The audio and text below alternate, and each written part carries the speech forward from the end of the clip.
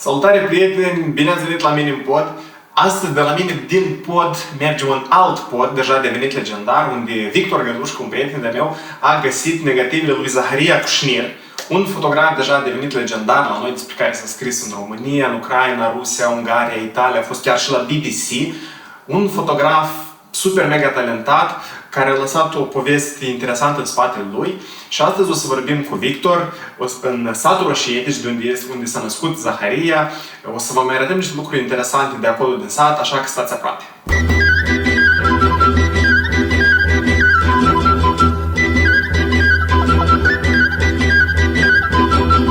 Bună ziua, ce faceți? Da, alegem niște vișine. Da? Da, că vrem să facem compot. Compot, crezi că vărzări poate faceți. Unde e Victor? Victor s-a dus acum la mașină, zic că se descarce, așa am înțeles. S-a dus să descarce, aha. Da? Bun. Trebuie să descarce. Eu sunt Marcel, nu știu, cu Marcel, distanță eu socială. Victoria. Victoria, îmi pare bine. Vă zis, Victor, da, că venim, că o să facem probleme, că o să... Da, și probleme, da, și probleme faceți. Da, eu știu. Nu faci nicio problemă. Nu deranjăm, da? Casa de ce? De oameni? Da. Oameni. De oameni și trebuie să ne întâlnim și trebuie să ne ajutăm unul cu altul. Iată și Victor. Noroc, Victor. Noroc, Marcel, bine ai venit la mine în sat. Bine te-am găsit. Ce faci? Noroc.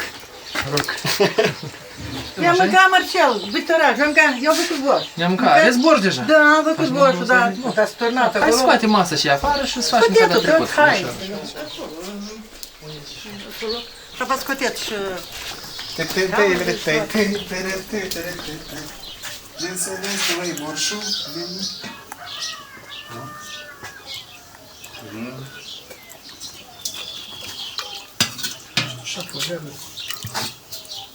Borș de casă. Ia uite, cu cărniță. Gustos. Nu spate.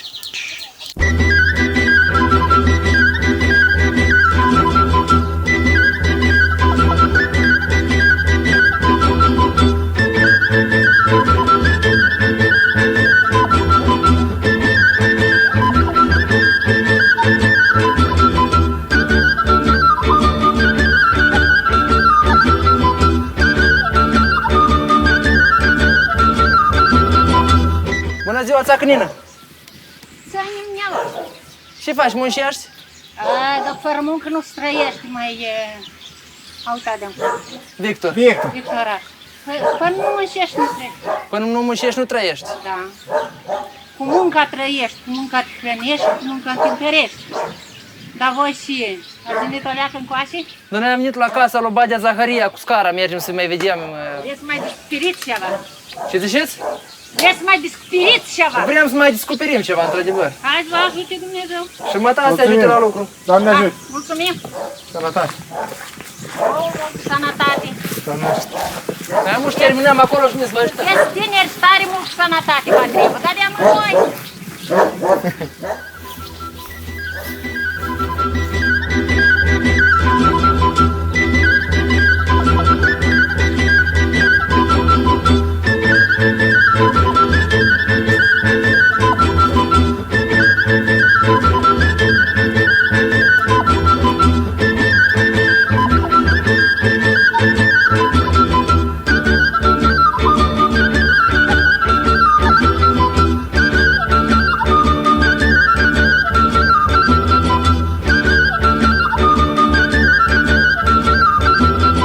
Victor, am ajuns în podul legendar despre care am spus la început. Știu că ai povestit de 439 de ori povestea fotografiilor Zaharia, dar să presupunem că mai sunt oameni care încă nu știu. Povestește-ne cum a fost, de unde, cum, când, ce. De 4 ani vin încoa. Spuneam că deodată când am venit, în prezent podul arată altfel, că am făcut ordine aici. Prima dată în 2016 am urcat în podul ăsta. Și cred că am fost norocos să descoper aici o colecție de negative fotografice, care mai târziu am aflat că au fost făcute de Zaharia Cușnir în jurul anilor 60. De atunci până în prezent, fotografiile au reușit să fie destul de bine apreciate în Moldova și în afară.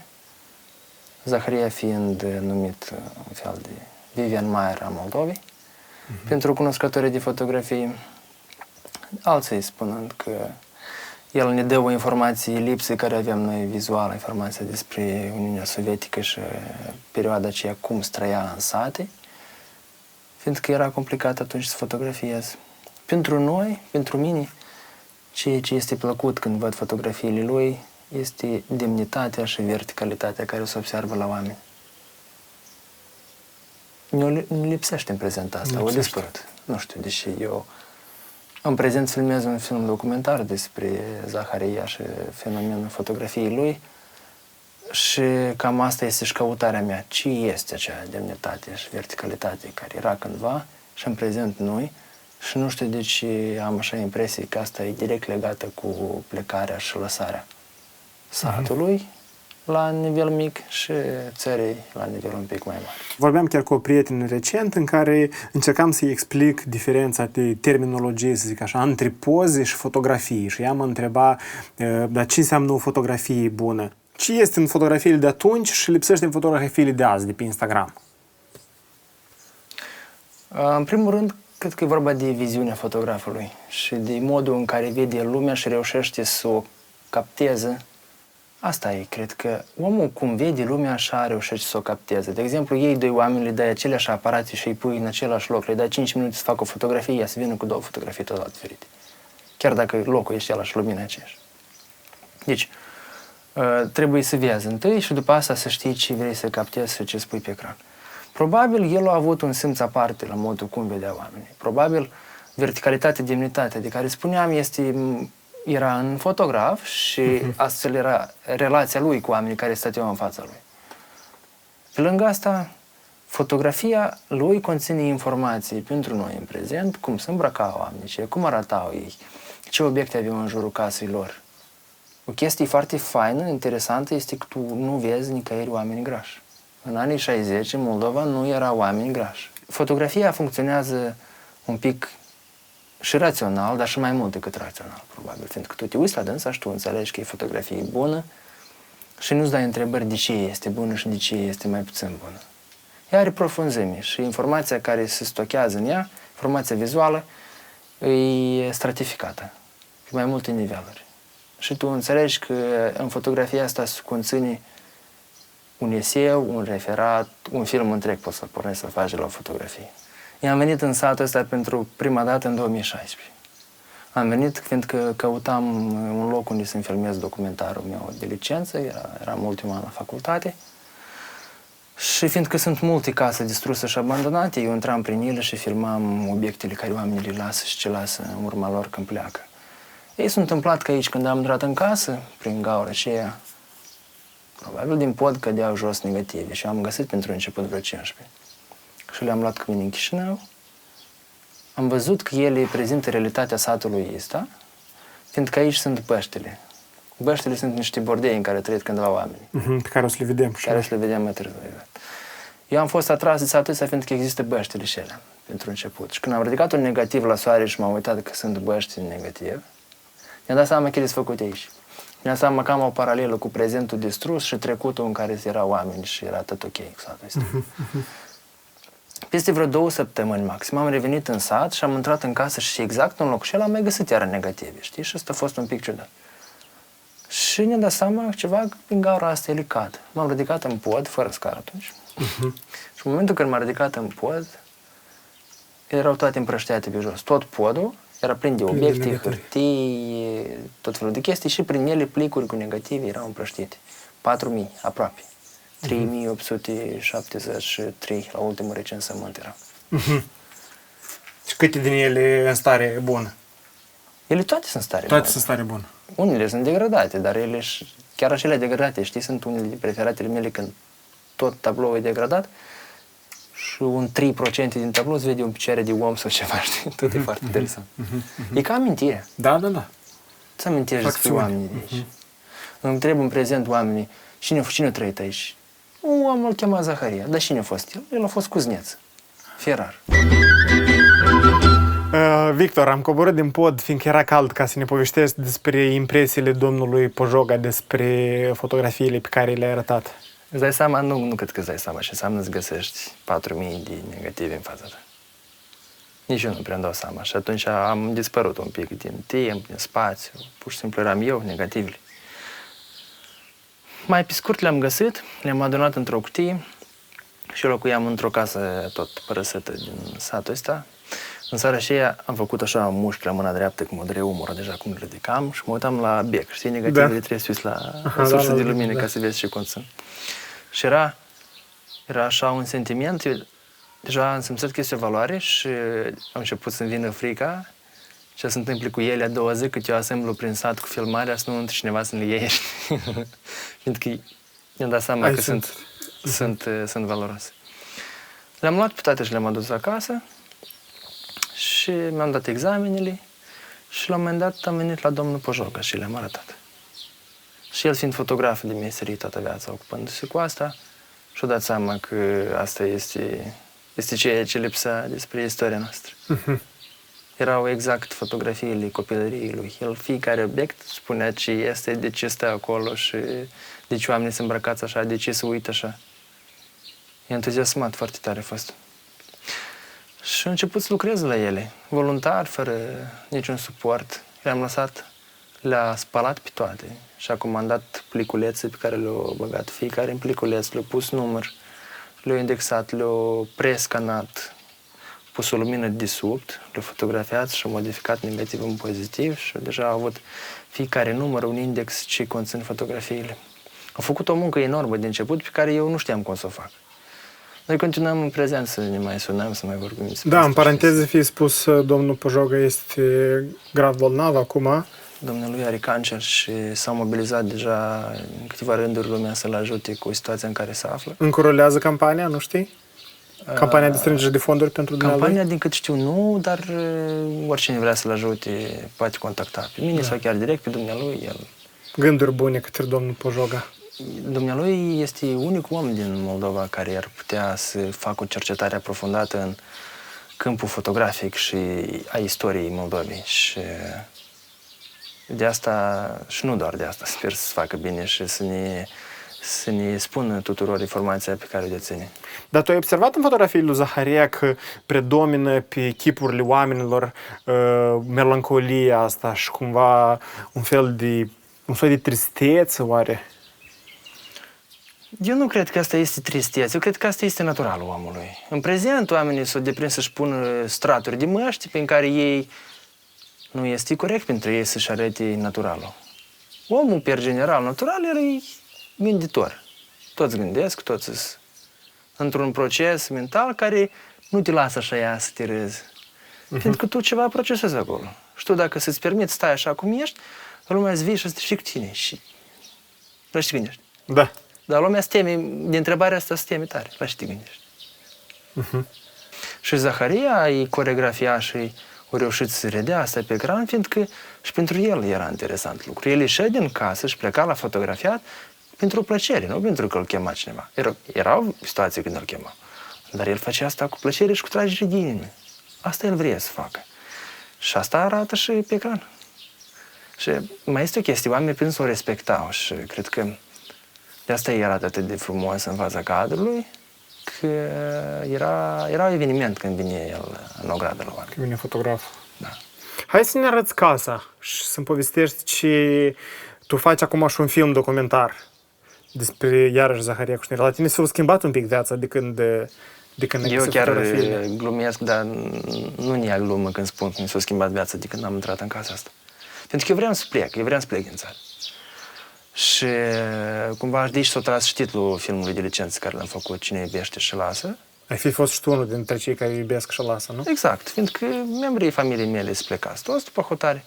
Fratele în SUA de mult timp mă chema încolo să merg la el și să lucrez câteva ore pe zi și să am apartament cu vedere la ocean, știi?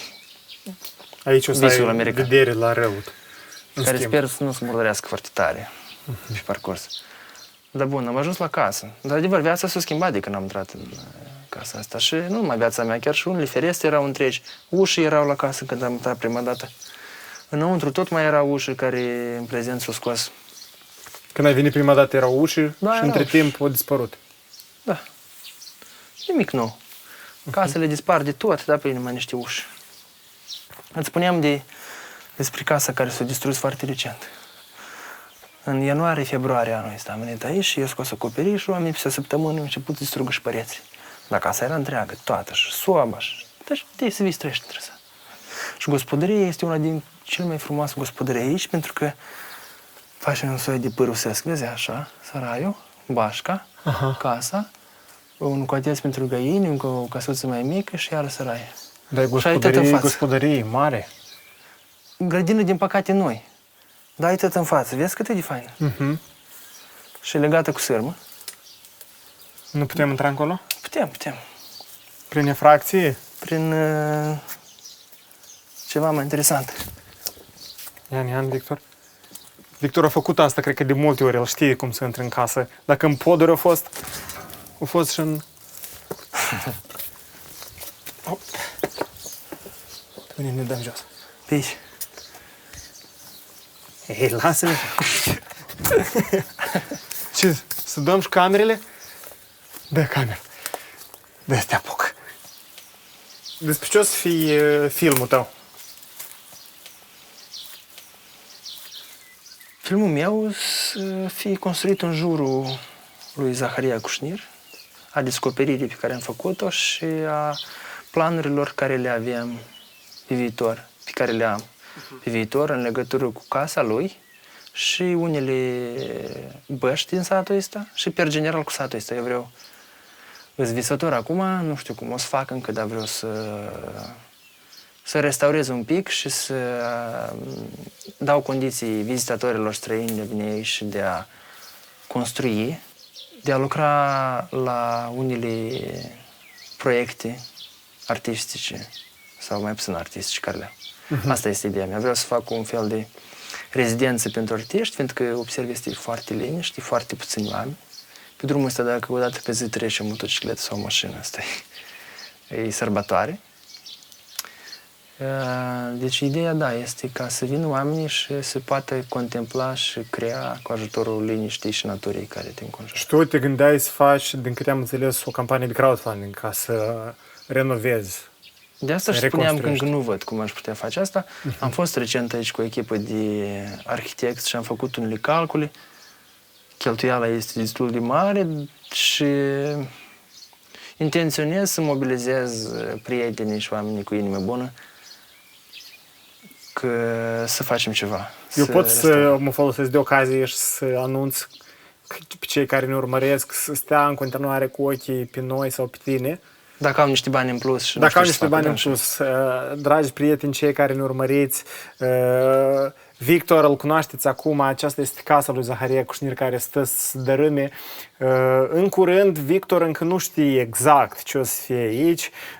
El încă macină și doarme cu ideea ca să vedem ce o să iasă în final. Însă, ca primă etapă, este nevoie ca casa să fie reconstruită.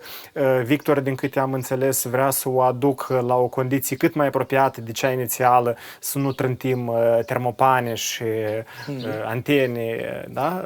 Pe casă. Și dacă aveți idei, dacă puteți să contribuiți în vreun fel, lăsați un comentariu, lăsați un plus sau pur și simplu urmăriți activitatea lui Victor sau pagina din pod, fiindcă cu siguranță noi o să facem așa un follow-up la tot proiectul pe care îl are în plan Victor și vorba lui. Păstrați, puneți niște bani deoparte, când lansăm campania, o vă anunțăm și reconstruim casa lui Zaharia. E ca săraiul ăsta, de exemplu. Săraiul ăsta era bun. Serios. Cândva. Adică eu l-am filmat când eram în picioare. Acum 4 ani. În 2016 eu am filmat aici o păsărică la deschiderea filmului. Ți-ai văzut păsărica care vine înapoi pe aici? Și era în săraiul ăsta și era întreg săraiul. Atunci o căzut acum podul și oalele sunt românești. Sunt din perioada interbelică. Serios? Da? Marca Leu. Vezi? Da, eu. De oară. Și el încă, uite cât îți traini și el parcă se respiră așa o leacă deasupra. Nici n-ai să zici câți vechi. Și oamenii vin și împrumută de aici chestii, da? Poate iese vreun duh de acolo ea. Mai vrea cu o leacă. Ne ajunge cu duhurile de aici.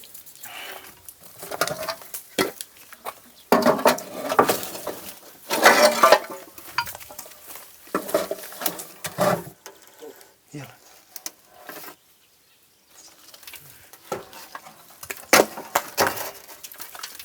Asta e. Trăm?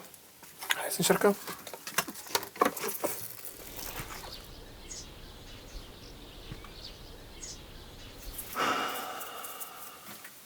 Deci au căzut tot lutul deja de sus, vezi?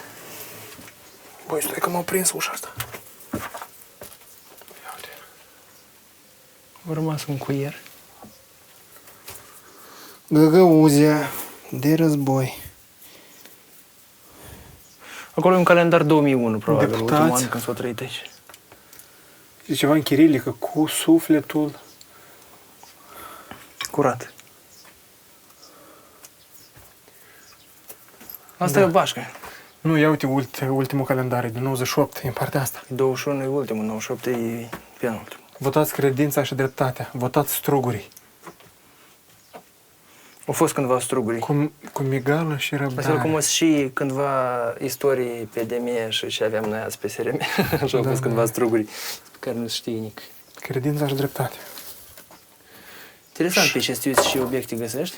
Și aici trăiau niște oameni. Da, aici încă era cuptorii, stăteau și pe cuptor copiii, de ce oamenii dormeau așa în zona asta. Și aici erau 2 patru. Păi, dar uite și fotografie aici. tu Păi dai asta seama. îți spun. Mă uit și eu, de asta zic că e strașnic tare. E strașnic, uite, echipurile fac... Nu știu ce Paralelă fel de, da, Partidul Dreptății Social-Economice de Moldova. Îți dai seama în 98 când spune. Marcica, băietul. Mai zice că, ia că ăla, strugurile. Mhm. Bumerangul autoliniștirii. Ia uite aici. E ca și zis cauți în prezent. Ce faci, Marcica? Ei a avut Maricica, intenții poate cândva să ridice Maricica, țara. dacă vezi acest film, te rog să ne scrii. Vrem să știm cu ce te ocupi. Și tu spui că este țân. E tăi la parte? Ei, da. Stai o leacă, vrei, să nu ne cadă tot în cap. Țin. Tu spuneai că înainte... Rutul cade, ia că dacă se face așa. Rutul cade, da. Piatra ține, fiindcă ei pusă piatră în piatră, ca să țină una de alta și ele s-o întărit așa. Totdeauna. Cum îți pare casa? Casa era curoasă. În primul rând, văd că pereții sunt foarte groși și când sunt pereții groși, vara e răcoare și iarna e cald. Dar în rest, casa îmi pare cât pe ce Este scade leacă de pe noi. Mi-am făcut inspecția cu specialiști și au spus că stă. Stă. Asta e. Și care, aici era dormitorul sau în camera cealaltă era În dormitorul? camera asta era dormitorul și acolo era un soi de casă mare. Aha. Acolo el developa fotografiile. Acolo era cabinetul lui de lucru cu fotografii. El a fost căsătorit sau nu? El a fost căsătorit, din istoria lui un pic. El s-a născut în 1912, Așa. al 16-lea copil în familie, ultimul, Mezin. Mama lui de origine era neamțoaică, o chema Ana Zober. De asta un pic poate explică de ce la dânsi în familie era un soi de sânge mai gânditor. Copiii lui, 4, toți au învățat pictură, muzică, ceva așa mai mult decât mulți bachelor, știi? Da, au 4 copii. S-a născut în 12 și au murit în 93. Au trăit o viață destul de lungă, au trecut prin cele 4 epoși distinși a istoriei țării noastre. Început cu Rusia țaristă, România mare, Imperiul Sovietic și au murit un pic după independență. Deci le-au văzut așa Cam pe toate. Și tu ce zici că vrei să urmează să, cum ai zis, să dai o parte din stratul exterior a pereților? Da, vreau să dau tot jos, e ca toată treaba asta, te scoșești. Lutul. Și îl trebuie tot de dat jos, de văzut care e situația cu pietrele, cât cum e aici și așa, și de îmbrăcat înapoi cu un alt strat nou, proaspăt. Dat cu var și deja de pus ușile înapoi. Ele au fost scoase foarte recent, adică jumătate de an în urmă, cred că. Am într-o zi și ele nu mai erau. Cineva a venit cu șocanul și le-a dezbătut și le-a scos. Trebuiască să construiesc înapoi și le fac. Plus soba asta e deja e cam stricată, o să trebuiască să o refac și pe dânsă. Și casa asta urmează să fie atracția oamenilor care vin și o caute Wi-Fi în sat. Așa intenționez ca locurile unde oamenii să doarmă să nu aibă internet, dar aici o să fie un soi de loc de lucru, o să fie bibliotecă, o să fie cărți poștale pe care o să poți să le iei, carte cu fotografii, un filmuleț proiectat pe perete și locul unde poți să aibă o canapea, o cafea, ceva, o limonadă sau o răcoritoare, să stai, să odihnească și să aibă acces la internet. Un fel de punct în tot satul ăsta. Ar fi fain de nu de împrăștiet internetul peste tot, de el să fie aici. Și mai am o idee un pic visătoare așa, din fotografiile lui să găsesc în sat locurile unde au fost făcute Așa. și să fac un tur virtual în care, de exemplu, tot începe de la momentul când tu vii în sat. Ajungi în casa asta, aici este pe perete adresa cum îți downloadezi și îți instalezi o aplicație. Aplicație. Și cu aplicația asta mergi mai departe prin sat. Te plimbi și în momentul în care ajungi într-un loc unde a fost făcută o fotografie, îți vine notificare, te uiți ce vezi în prezent și ce era cândva în locul ăla. Și tu roșu să durezi în satul ăsta și în satul de peste râu, îți întorci așa înapoi și la urmă tot aici ajungi. Așa un tur complet, în care tu reușești să călătorești un pic în prezentul satului și să vezi și trecutul și să-ți faci singur impresie despre cum s-a schimbat locul ăsta. Știi, eu cred că partea foarte pe care aș vrea să o fac aici este totuși liniștea și avantajul care le ai când vii și îți permiți să fii liber și simplu. Să te descalzi și să mergi desculț.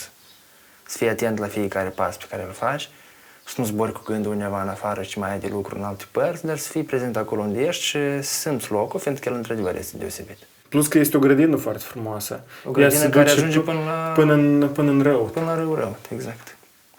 Și din câte știu, lumea noastră nu prea este tare dornică de singurătate și de meditație și de... Adică sunt unii, sunt mulți, dar asta dispare atunci când grupul este mai mare de 4 persoane de obicei. Deci intenția mea este că aici să nu vină foarte mulți oameni, dar să vină mereu oameni, dar câte puțini, care își permit să închidă gura și deschidă ochii. Crezi că avem oamenii care să poată găsi frumusețea asta în ei ca să vadă și frumusețea de aici? Cred că da, și aici totuși intenționez să-l fac atractiv nu doar pentru ai noștri, și pentru străini, care... Lumea este plină de griji și de viteză în jurul lor. Mașini, mișcare, fugă, bani și tot așa. Știi? Aici tu vii și reușești acolo în deal, în sat, să le lași pe toate și să scoborești și să le uiți pentru o vreme. Și asta lumea are nevoie și o să ai nevoie tot mai mult, fiindcă din câte observ nu se oprește ritmul și el din contra crește. Și deja unii care sunt sensibili observă că crește prea tare ritmul și ar vrea sau simt nevoia să se distanțeze un pic și să înțeleagă ce înseamnă asta. Iată, locul ăsta intenționez să-l fac tocmai pentru ăștia care le apare cumva ideea că nu se merită să alergi, fiindcă, pe general, dacă te dai într-o parte, vezi că alergi în cerc. Îți spunem de casa în care trăiem cât am venit aici pentru prima dată și m-am cine iubește și las. Uite, în casa asta stăteam. Casa asta e trăit tu. N-avem curent electric, n-avem nimic. Veneam numai și dormeam, aveam un sac de dormit și dormeam. Și mi-a făcut un colțor așa cât de cât frumos, făceam cafeaua afară la foc și mă pornim prin sat. Ce-i frumos! Ce spui, mata?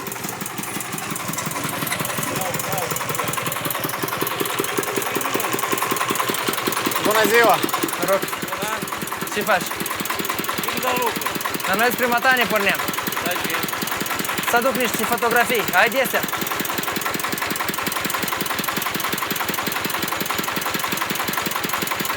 N-am dat nu te trebuie, nu mai e. Poftim? N-am dat nu te trebuie, dar nu mai e. Nu vă trebuie. Ce mai e? E cam nici mai filmăm o leacă. Ne luați în prițep o leacă. La unul va fi. Până în parce. La unul va fi. Nu, la Mata încolo.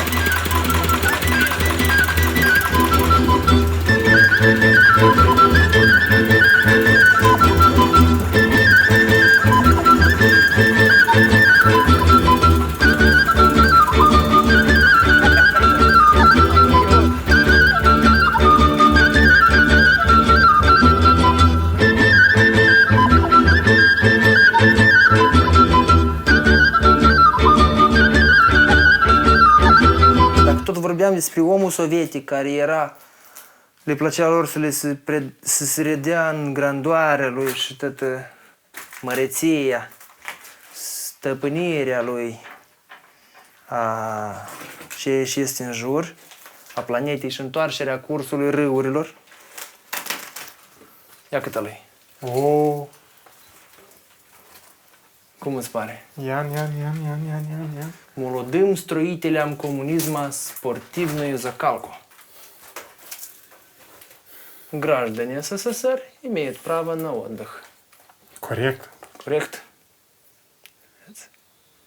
Dar ți-aș spune că arată mai bine decât unele billboard-uri din Chișinău. Erau luați cei mai buni artiști să le facă. El chiar arată bine. Grafic așa sovietică. Și Uite, alături sunt și... făcute manual, în geraș. Croștat manual. Și asta toate făcute manual. Astea nu se fură. Se fură numai cheatra, se fură Dar cui trebuie? cu ei trebuie. Îngeraș.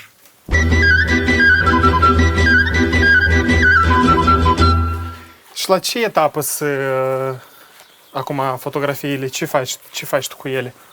Sunt aproape 4.000 de filme. Le încarc pe internet, să le recunoască lumea, să-și recunoască rudele. Pe Să am zaharia.com ca să vezi voi un site. Zaharia.md Zaharia.md. și pagina de Facebook. Mai mult Facebook-ul meu activă, că deja știi cum toți la Facebook și îi comentează când își văd rudele, când își văd părinții. Și astfel pot să aflu aproximativ anul fotografiei când a fost făcut. Și strâng o bază de date și deja cu ajutorul oamenilor ăștia aflu unde a fost făcut fotografia și unele detalii din background de acolo.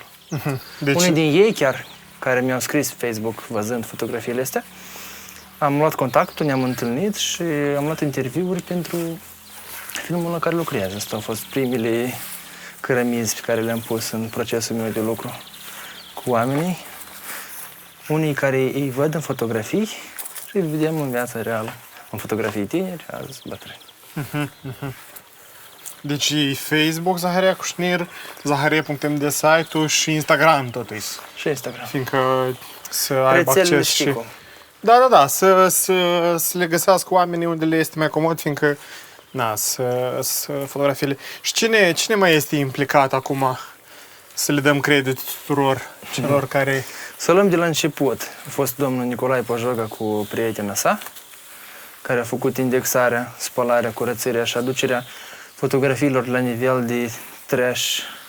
Este în afară, așa cum arăta el, la o colecție de negative indexată, pusă în plicuri bine așa stabilită. După asta s-a implicat o prietenă bună de mea, Nadejda Cervinskaya, care a organizat expoziții în Chișinău și cu ajutorul ei am scris un proiect care am câștigat și am luat niște bani să facem site-ul și să le digitalizăm pe toate ca să le punem la dispoziția publicului. Ramin Mazur, fotograf, s-a ocupat de scanarea lor. Un proces foarte lung. Ramin, prietenul nostru, Ramin, salut! Da. Un proces tare lung pe care numai el știe cum l-a terminat, sărmanul. Ați terminat deja? Da. Serios, le-ați scănat toate deja? Da. Wow! Scanate. Și asta e partea faină cu toată treaba, e că după ce le scanezi toate negativele pot fi depozitate și lucrezi mai departe numai cu ceea ce ai scanat. Pe anul ăsta am avut cel puțin 4 expoziții planificate. Italia, Germania, Polonia și Austria. Dar, din păcate, nu o să se facă niciuna. Sau, din cât știu, polonezii totuși o să facă evenimentele cu puțini oameni. Acolo este vorba de un festival de fotografie. Și o să le printeze și o să le prezinte așa în oraș. Pentru cei care sunt interesați, există printurile de vânzare. Mai există? Mai sunt? Da, o să avem niște printuri care au stat la Muzeul de Artă, la Muzeul de Istorie și la 2 localuri din Chișinău. Așa? În curând o să le scoatem la vânzare ca să fie un primul venit pentru a cumpăra casa și a începe să restaurez casa la Zaharia. Mergem să arăt o bașcă care tare îmi place și vreau să o restaurez. Aha. De acolo. Urcăm pe stâncă? De acolo. Aha. Bașcă e bordei. În bordei lumea trăie. Vara e răcoare și ți-mi bine. Iarna cu 2 lemnițe sau niște ciocolăie, o încălzești, stai ca boier. Casa mea e complicat să o încălzești, știi? Hai să treci încolo întâi, la una, să arăt și primești nașe. E ca un exemplu de gospodărie distrusă. Aici cândva erau porțile? Exact. Și mie îmi plac chestiile astea. Chiar dacă sunt chestii distruse, casă distrusă și răschituri, Și bieșul? eu cred că este un muzeu. Muzeul Așa mai cum liber. este. Exact, iată-l. Să închipui și gospodărie faină au avut omul ăsta? Și de Și frumoasă. priveliște de aici sunt. Mhm. E ca până acolo era tatălui. Și uite frumoasa și este ea. Cu tot dealul în spate. Mi-aduc aminte în Salzburg, tot așa sunt construcții în munte chiar, știi, casă de prin 1400, care încă mai rezistă, știi, și unul dintre cei 4 pereți ai casei e efectiv muntele Aha. și foarte, foarte trainic, așa, îți dă o senzație de securitate. Și aici, plus minus, cam același lucru ar putea fi. Ia câte o.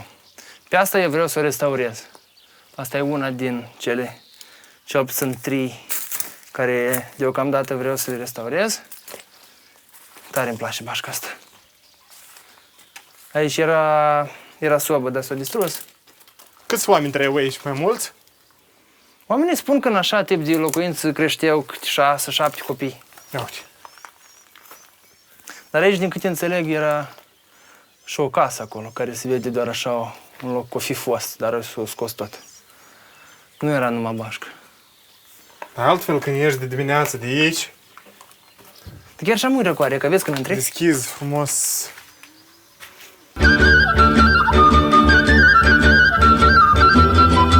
Vezi fotografia asta? Văd. O înverzit și dreptare.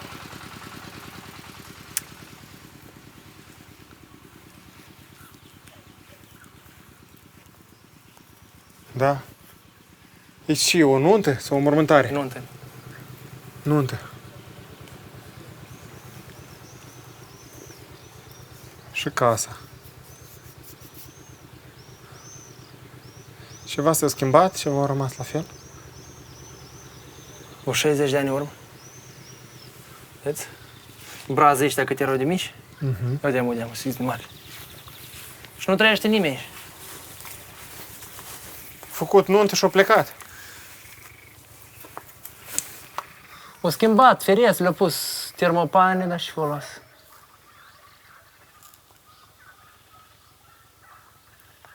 Și tare bun loc de casă, ești amal la intersecția asta.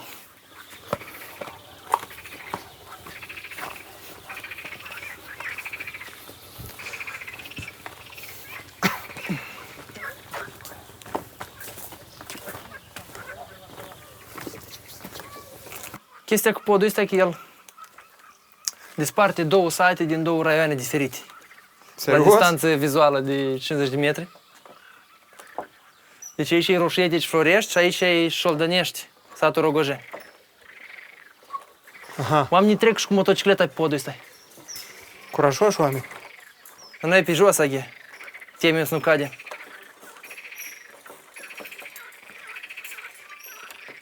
Tu ai niște așteptări de la, nu știu, îl numești proiect, îl numești... Eu încă n-am reușit să-l văd complet ca să înțeleg din care parte să-l apuc, ca să-l duc într-o direcție prielnică.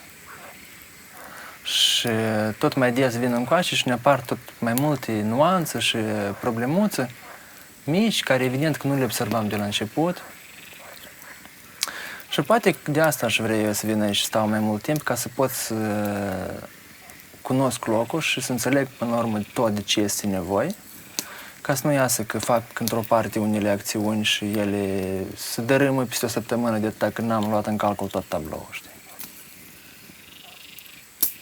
Spre exemplu, eu sunt tare curios cu râul ăsta și se întâmplă. Care sunt șansele lui de viață în următorii ani. Și cel puțin din punct de vedere științific să-i facem o analiză, știi? Pentru că, în primul rând, este râul aici. Asta e principalul magnet care atrage oamenii. Apa. Și dacă el în timp de 5 ani se sacă atunci toate lucrările care le facem noi și ele sunt practic inutile. De ce? Locurile ca să vii lumea să cazeze, n-a să vii într-un loc unde nu e apă. Apa e mereu, chiar și când faci un camping undeva în pădure, oriunde, principala magnet lângă care tot te așezi e apa. Apa e foarte importantă, da.